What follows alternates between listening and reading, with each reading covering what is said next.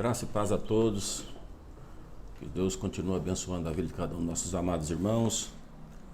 Nós estamos aqui na Igreja Batista Nacional do Pará de Minas e nesta manhã eu quero convidar a todos, amados irmãos, a igreja que está ao alcance dessa mídia, da qual nós estaremos falando um pouco a palavra do Senhor, que é a nossa escola bíblica dominical aos domingos, que ela dá início às 8 a 8h30 o café, e logo após o café de 8h30 às 10 horas a nossa escola bíblica. Porém, nesses dias que nós estamos vivendo, a igreja está impossibilitada de reunir no templo, mas a igreja não está impossibilitada de reunir nos lares, nas casas. Por isso nós louvamos a Deus por ter nos dado esse privilégio de termos ferramentas à nossa disposição para que nós possamos, com a permissão de cada irmão, de cada amigo, adentrar no teu lar, através desses aparelhos tecnológicos, para levar a palavra de Deus aos vossos corações. E eu quero convidá-los a abrir a vossa Bíblia em Êxodo, no capítulo 12. Nós estaremos meditando um pouco da palavra do Senhor. E antes de nós lermos a palavra, eu quero convidá-los também a curvar a vossa cabeça e dirigir uma palavra de oração ao nosso Deus nesta manhã.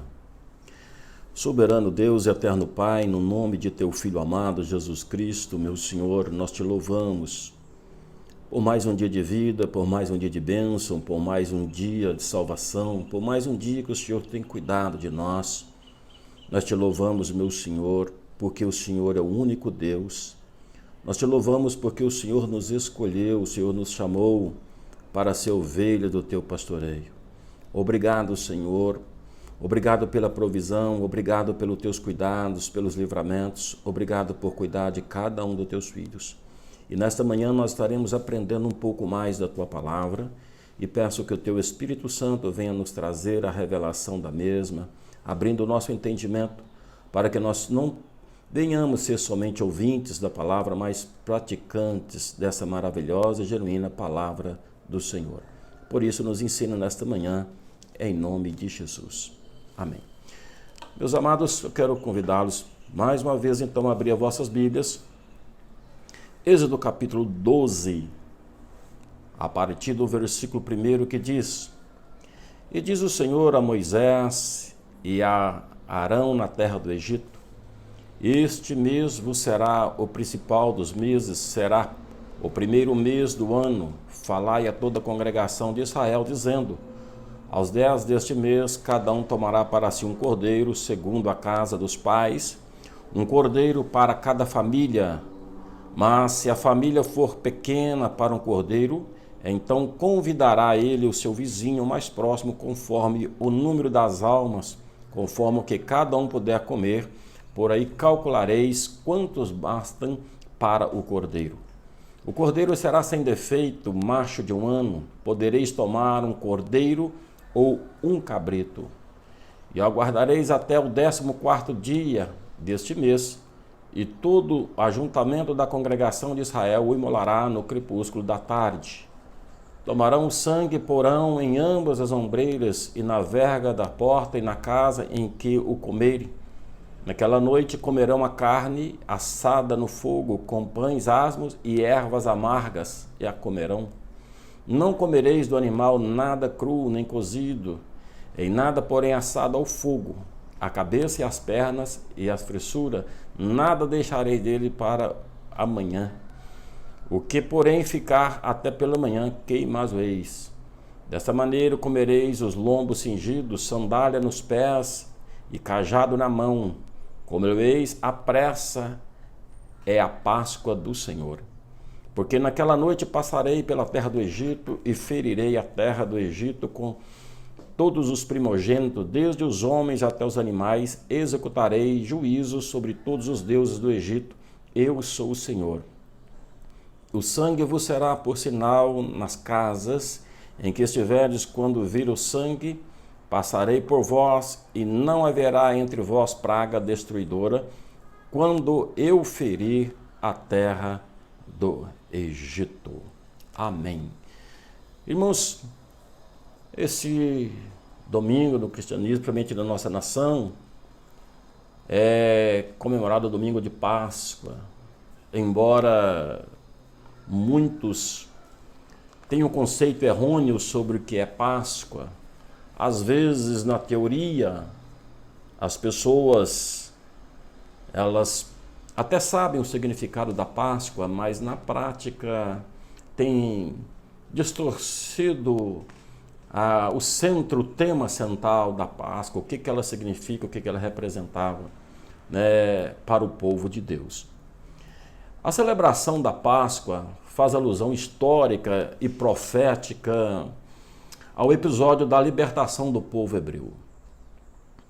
Nós vimos que quando o coração de Faraó se endureceu, impedindo que o povo de Deus fosse libertado, e Deus manda as pragas, as 10 pragas,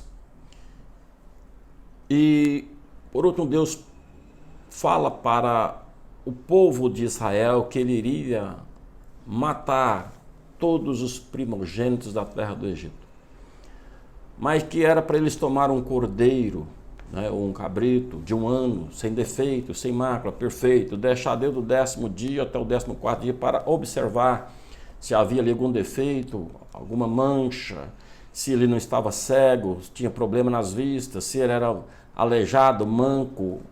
Era para procurar, e que esse cordeiro deveria ser sem defeito. Porque esse cordeiro, ele prefigurava, né, o Cordeiro de Deus, o próprio Senhor que viria para libertar a humanidade, para resgatar o homem que havia se tornado escravo do pecado, se tornado escravo pelo adversário das nossas almas. E agora o Senhor pede para a congregação de Israel ela fazer com que tomar essa atitude de imolar o animal e espargir o sangue nos umbrais, nas portas, nas vegas, comer desse animal. E interessante que diz que era para eles comer, né, às pressas, né, com o cajado na mão, porque o dia da libertação estava às portas. Então, nós vimos aí Deus falando para Moisés e orientando como deveria ser feito, como que eles deveriam comer, e essa cerimônia, esse ritual daria o nome de Páscoa, que quer dizer, né, de uma forma prefigurada, estava falando que da libertação do povo de Deus, né? Que o anjo da morte vai passar. Mas a Páscoa, ela quer dizer literalmente saltar além da marca ou passar por cima da marca. O anjo da morte ia passar, mas aonde tivesse uma casa com a marca, nos umbrais, nas vergas, o sangue do cordeiro, aí a morte não teria poder sobre esta casa, né? E o cordeiro prefigurava o Cordeiro de Deus que seria enviado para nos libertar do destruidor, da morte eterna. Quando João Batista ele se depara com Jesus, ele fala para os seus assim: olha, eis aí o Cordeiro de Deus que tira o pecado do mundo. A Páscoa, então, ela quer dizer morte e ressurreição de Jesus, né? A cruz de Jesus é um ponto central da nossa vida. Quando nós olhamos pela vida de Jesus, olhando para a cruz, nós vamos ver que ela é o ponto central da vida e do ministério. Seus milagres teriam ficado esquecidos na cruz, e seu ponto mais elevado do seu ministério, ele ficaria deixado para trás se Jesus Cristo não tivesse ressuscitado. Por isso que nós vimos que ele não é canonizado. Ele é santo, ele não é venerado, né? Venerado, melhor dizendo, porque ele é adorado. Ele não é apenas profeta, ele é Deus. Na cruz, nós já falamos alguma vez, a videira, ela se fez raiz de uma terra seca. Na cruz é o lugar onde o leão se fez cordeiro. Na cruz, é onde o Deus eterno se revelou ao homem na sua inteireza. Na cruz é onde o santo se fez pecador, onde o rei se fez réu. O inocente se fez culpado, o bendito se fez maldito. Para que na sua morte ele pudesse dar vida para todos aqueles que estavam mortos nos seus delitos de pecado. Por isso que Paulo fala que todos morreram, né? Romanos 3:23 diz: todos pecaram, instituídos estão da glória de Deus. E o salário do pecado é a morte. Mas na cruz, Satanás vê nela a sua própria derrota.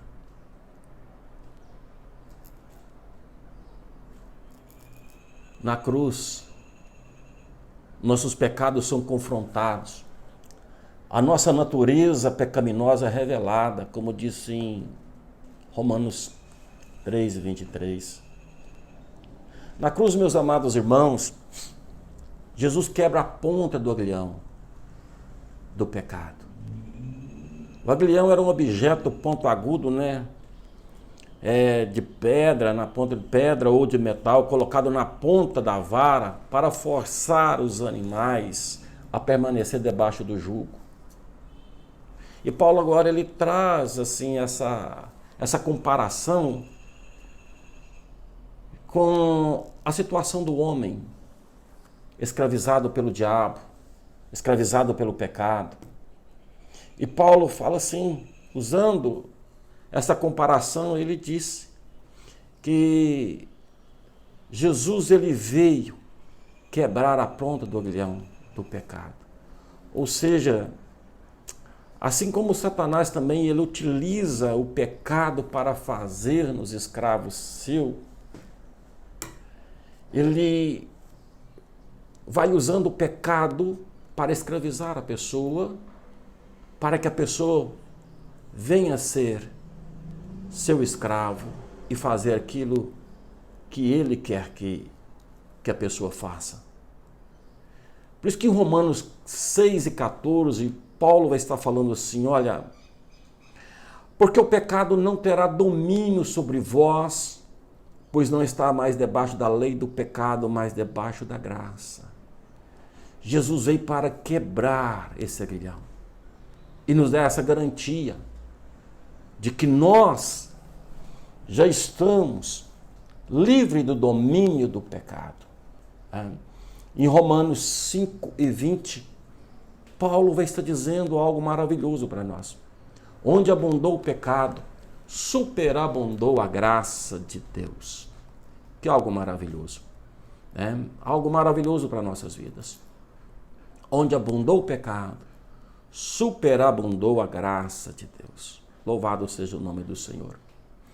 Por isso que Paulo, quando ele fala em 1 Coríntios 15:55, é uma pergunta que ele fala. Ele lança uma pergunta. Ele diz, ó morte, onde está o teu aguilhão? No versículo 56, ele vai estar falando que o aguilhão da morte é o pecado e a força do pecado é a lei. Mas no Calvário, a ira de Deus também ela é aplacada, não igual à ira do homem. No Calvário, nós vimos que a ira de Deus, ela se manifestou em seu Filho. Mas por que a ira de Deus? Em Efésios 5:3-6, Paulo está dizendo, por essas coisas vem a ira de Deus sobre a humanidade. A ira de Deus significa o quê? Que é a reação da sua santidade, mediante o pecado da humanidade. O pecado da humanidade, ela fere a santidade de Deus, trazendo uma reação imediata de uma ira, não sobre o pecador, mas a obra que o pecador pratica, ou seja, sobre o pecado. Na cruz também é o lugar onde Jesus se torna para-raio. Ele torna o centro do mundo, atrai para si toda a justa ira de Deus por causa dos nossos pecados. Jesus, ele coloca como um para-raio ali no Calvário. Ele atrai para si toda essa ira de Deus. Por isso que lá em Isaías, no capítulo 53, o versículo 10, o profeta Isaías, o profeta messiânico, ele vai estar dizendo assim: Todavia agradou o Senhor moê-lo, fazendo enfermar pecado por todos. Jesus disse que todo castigo, ele estava dizendo que todo o castigo da humanidade, todo o pecado da humanidade, Deus poderia colocar na sua conta. Deus poderia depositar sobre ele. Por isso que o profeta está dizendo: todavia aprove Deus moê-lo, fazendo ele pecado por nós. Para quê? Para nos livrar da condenação. Na cruz, meus amados, também é o lugar aonde a carne, ela é crucificada. Ela foi crucificada, né? Por causa dela, os homens não herdarão o reino de Deus. Por causa delas, o quê? Por causa dessas obras da carne. Então, a carne precisa ser crucificada lá no Calvário. Vamos ver o que diz em Gálatas, no capítulo 5, versículo 19 ao versículo 21. Vamos ver aqui o que Paulo está falando concernente essas obras da carne, que precisam ser crucificadas, porque senão não herdarão o reino de Deus os que a praticam. O versículo 19 diz: Ora, as obras da carne são conhecidas e são prostituição, impureza, lascívia, idolatria, feitiçaria, inimizade, porfia, ciúmes, ira, discórdias, dissensões, facções, invejas, bebedices, glutonarias, coisas semelhantes a este, a respeito das quais eu vos declaro, como já outrora vos preveni, que não herdarão o reino de Deus o que tais coisas praticam. Veja bem, aqueles que praticam essas obras da carne, que são esta lista enorme que eu lecionei aqui, quem pratica essas coisas não poderá herdar o reino dos céus. Mas Jesus foi lá no Calvário para derrotar, para exterminar de vez todo o pecado e dar uma chance a nós de viver em novidade de vida. E agora, o versículo 24, Paulo vai estar dizendo aos Gálatas assim: mas os que são de Cristo Jesus crucificaram a carne com suas paixões e concupiscências. Veja bem, meu querido irmão, minha querida irmã, Jesus veio para nos libertar, veio para nos resgatar, Ele veio para nos dar vitória, para nos justificar. E agora, essas obras que nós praticávamos antes, as obras da carne, elas precisam ser crucificadas no Calvário. Precisam ser crucificadas junto com Cristo. Por isso que Paulo está dizendo: os que são de Cristo, você é de Cristo. Então você já crucificou a carne com suas paixões e consciências. Por isso que Jesus disse: quem quiser seguir a mim, renuncie a si mesmo. Toma a tua cruz, nega-se a si mesmo, né? E siga-me. E agora em Romanos capítulo 7, versículo 18, Paulo vai estar falando de uma batalha muito grande que nós enfrentamos contra essas obras da carne, os desejos da carne e contra o Espírito. É uma guerra do Espírito e a carne. Mas Paulo vai estar falando aqui no versículo 18 do capítulo 7 de Romanos, ele vai estar dizendo assim: porque eu sei que em mim, isto é, na minha carne, não habita bem nenhum, pois o querer, o bem, estar em mim, porém o não efetuá-lo. Paulo está dizendo que ele sabe que na sua natureza carnal não há bem. Ele não há bem nenhum. Porque o que ele sempre quer fazer, ele não acaba fazendo. Mas, no versículo 24 do mesmo capítulo, ele vai estar dizendo assim, olha, desventurado o homem quem sou, quem me livrará do corpo desta morte? Paulo, ele está nos falando que é uma luta constante. Que o bem que ele quer fazer, às vezes ele não faz. Talvez você esteja assim também, né? Nós somos assim. Às vezes queremos fazer o bem e não conseguimos fazer o bem. Mas o mal que nós não queremos, às vezes nós praticamos. Por quê? Porque o pecado ainda está em nós. O pecado ainda está na nossa carne. Nós somos da carne. Mas ele está dizendo aqui, desventurado o homem que sou, quem me livrará do corpo desta morte? Veja bem, na Roma antiga, quando um homicida ele era pego, né? Julgado e condenado, e o que a tradição fazia com ele? Pegava o defunto e amarrava o defunto naquele corpo do homicídio. Então amarrava, se abraçava ele e amarrava, ficava olho com olho, nariz com nariz, boca com boca, e soltava. Aonde quer que aquele indivíduo fosse, ele tinha de carregar, abraçado, corpo a corpo, tete a tete com aquele defunto.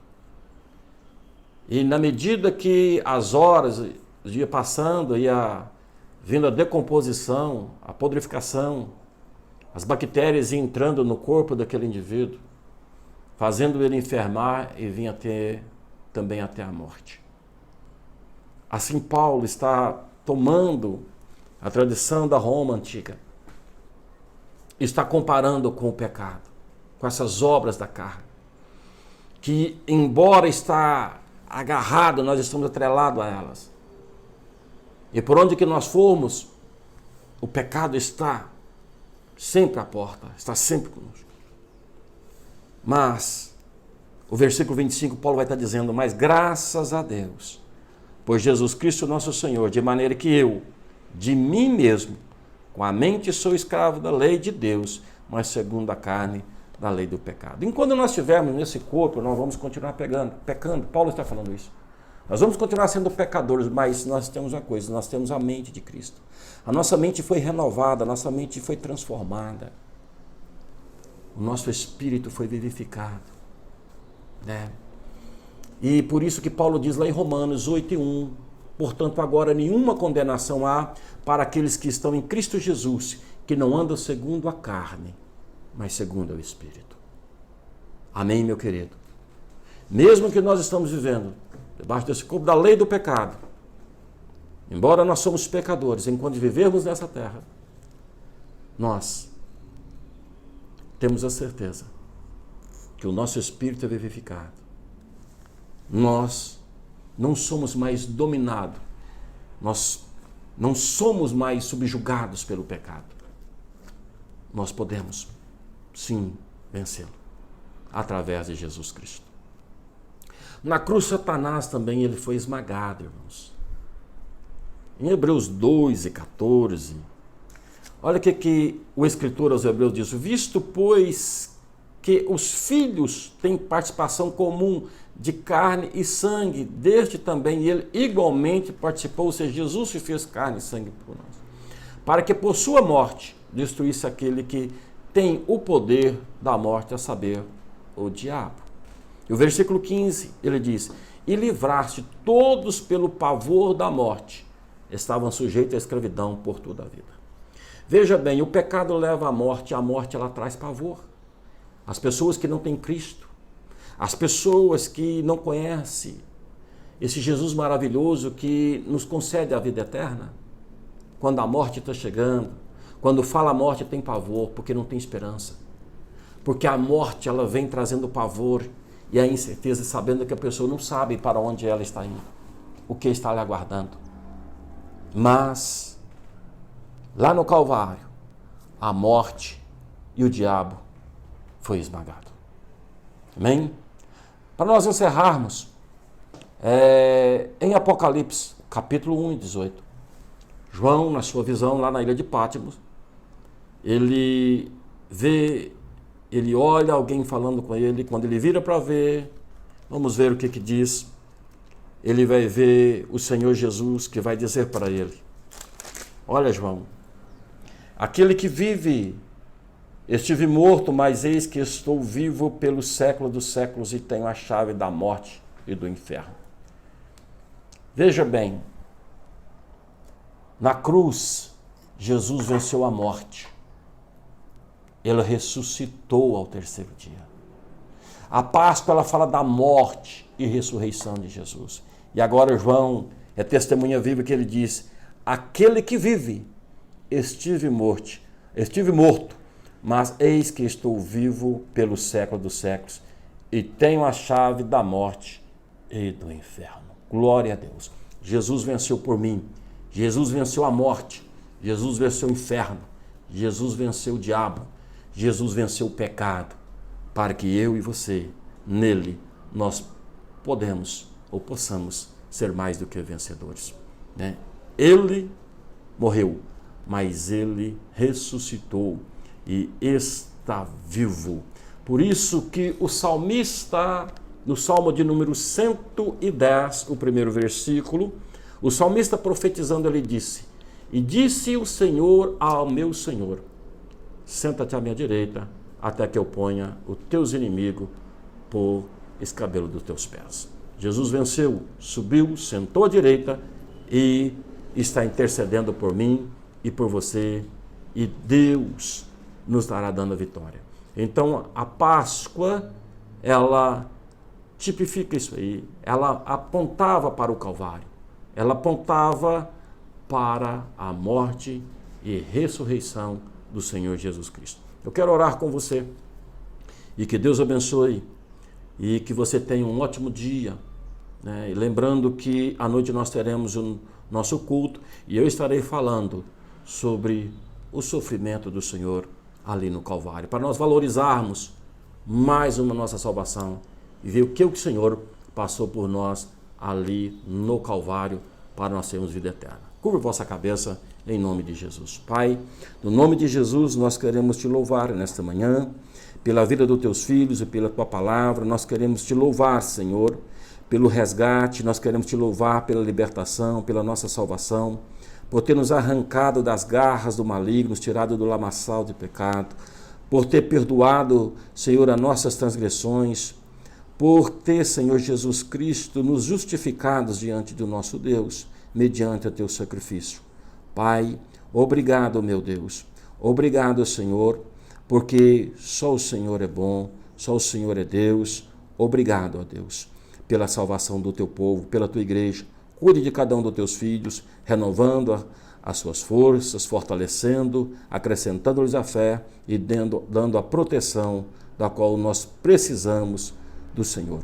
Deus, em nome de Jesus, supra as necessidades do teu povo, guarda nesses dias difíceis, livra-os, ó Deus, de todo o mal, repreende toda enfermidade, em nome de Jesus. Amém. Que Deus abençoe em Cristo Jesus. Lembrando que o nosso culto, a partir das 18 horas, nós estaremos com a palavra do Senhor e falando um pouco mais sobre o sacrifício vicário do Senhor ali no Calvário. Que Deus abençoe.